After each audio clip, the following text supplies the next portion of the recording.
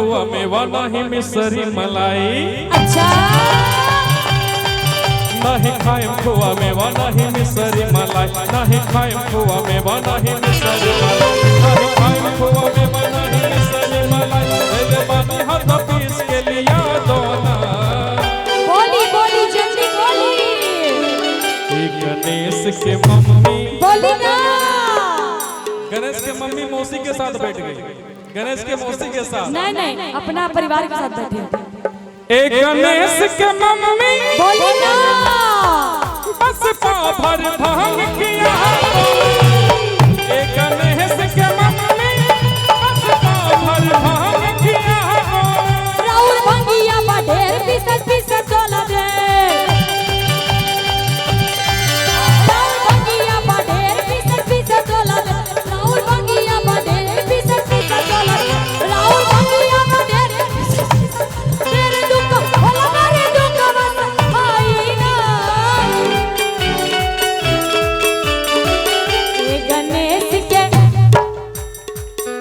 गणेश के पापा हमसे बात पिसाई ना। गणेश के पापा हमसे बात पिसाई ना। गणेश के मम्मी बस पाँव भर भांग किया दोना।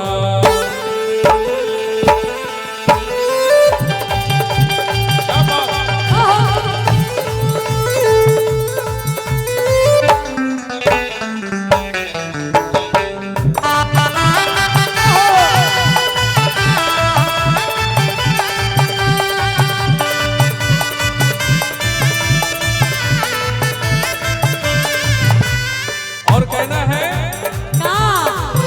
नहीं खाए मखुआ मलाई मिसरी, नहीं चितवा से भंगिया के स्वाद बिसरी। तो मत खाई।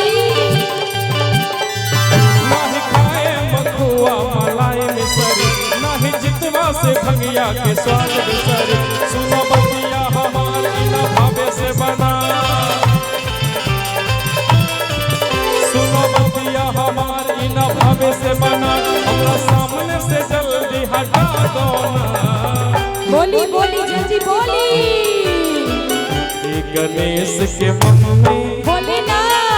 गणेश के मम्मी बस पाँव भर भांग किया। गणेश के मम्मी बस पाँव भर भांग किया। ना पिसा।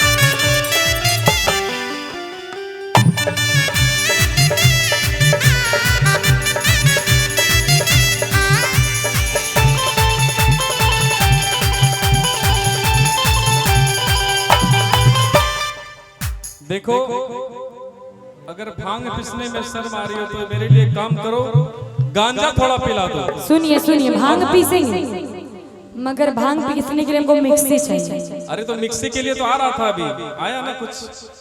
कहाँ? उसमें हो जाएगा ना? नहीं नहीं उसमें नहीं होगा। अभी कहाँ आया? भाभी जी 20 रुपया दी। 20 रुपये मिक्सी आते हैं क्या? उधर से भी एक दादा आए थे ना अभी, चाचा। कहाँ? वो तो लड्डू गोपाल को देखे गए। अच्छा, लड्डू गोपाल को लेके। हाँ, हम मिक्सी लाके दीजिए तो भांग खाइए। बेगवा में कुछ है क्या वहाँ पे निकाल के? नहीं नहीं भर कायला आप बुलाइए। वो गलत चीटिंग मत कीजिए, बहुत चीटिंग करते हैं ना चीटिंग। अच्छा चलिए, देखिए सबसे बड़ी बात है, मिक्सी अगर आ जाता है तो कोई बात, मिक्सी घर में भी रहता है, लेकिन उसका कटोरी बदल दीजिए, वही उसमें पैसा वाह होशियार आप। हमेशा यही चीटिंग करते हैं, हमेशा कहते हैं कटोरी दे देंगे, कटोरी ही देंगे हमको। तो चलो कोई बात नहीं, छोड़ दो, मेरे लिए काम करो। क्या? कि अच्छा भंगिया न देबो त गांजा malo,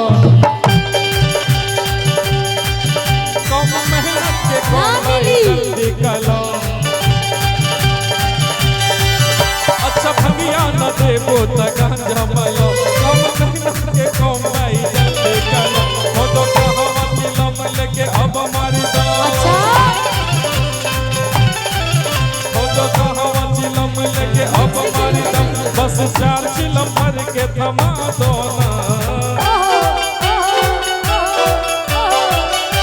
गणेश के मम्मी, गणेश के मम्मी, छोड़ो भांग तू गांजा पिया दो।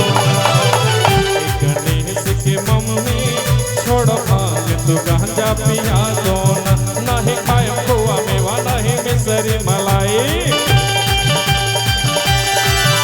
नहीं खाए खोआ मेवा, नहीं मिसरी मलाई, नहीं खाए खोआ मेवा, नहीं मिसरी मलाई।